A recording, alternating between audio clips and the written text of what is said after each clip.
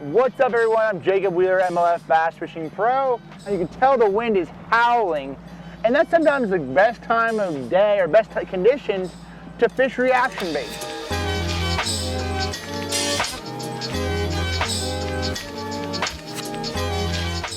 Right now I'm throwing a jerkbait, using a search bait, trying to figure out what these fish are doing. And I think a lot of people forget, like, hey, a jerkbait's obviously a really good pre-spawn largemouth, smallmouth, spotted bass bait, but really does well in the summertime as well. It can catch a lot of fish. I've got a lot of big largemouth all over the country and smallmouth, you know, in the middle of the summertime throwing that jerkbait. Right here I'm throwing the 610 medium action, actually my series rod. Has a very fast tip, goes to backbone about halfway down the rod. The big thing is with that is picking the right size rod for you. I got buddies of mine that are 6'5", they throw a 7-footer, but I really like a rod somewhere between that 6'10" and that 6'6" action. Medium action seems to work best for me. As far as line selection, I'm going with 12-pound SUFIX Advanced Fluorocarbon. That's sort of my standard line size for cranking and throwing a jerkbait. If I want to get my jerkbait a little bit deeper, I can throw it on 10 or even 8, but most of the time I'm going to take 12. I would go to a faster gear ratio reel. Right here we have a Paradigm, Duckett Fishing Paradigm casting reel. This is brand new from them recently, and this sucker is bad to the bone. For me, the warmer the water, the faster I'm going to work the jerkbait. The colder the water, the slower, most of the time. Now, this is like the general rule of thumb.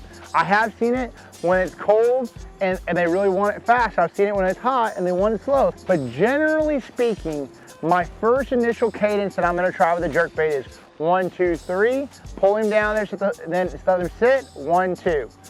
1, 2, 3. Pause. 1, 2. Pause. 1, 2, 3. Pause. 1, 2.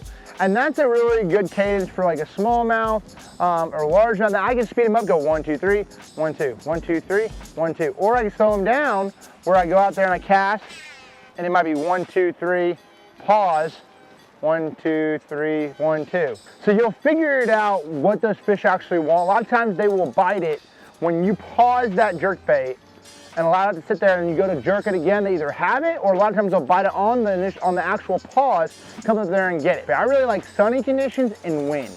It allows it for those fish really can't get a good look at that bait, and then you can really move it fast. Now, flat calm conditions, I've had some decent days, but it definitely seems like you're gonna have to change your colors according to the conditions. Colors are probably one of the most important parts of selecting the correct jerkbait. There's colors and really sizes. I got 2 different size jerkbaits right here.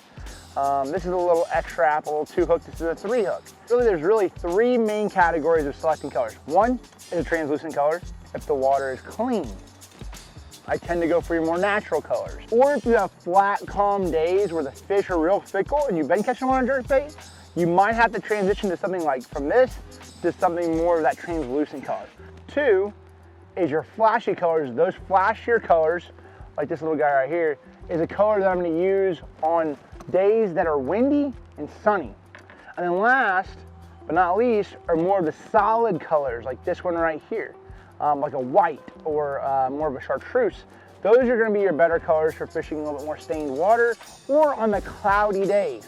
When you have fish, general rule of thumb, following your jerkbait, you either need to change your color or change the jerkbait. So say if I'm throwing this Loco Special right here, I might change my jerkbait color first, and then if I can trigger those bites, then I'll roll with that. If not, then I start to downsize. I've seen a lot of times where I've had fish follow a larger jerkbait, and then you throw a little smaller, little number 8 X-Wrap, and you catch them every cast, or you get those fish to bite a lot more. Another thing is potentially adding a feather to the back of your jerkbait can be a huge deal. So hopefully a few of the tips in this video help your jerkbait fishing. And if you're looking for more tips and techniques, go to MajorLeagueFishing.com.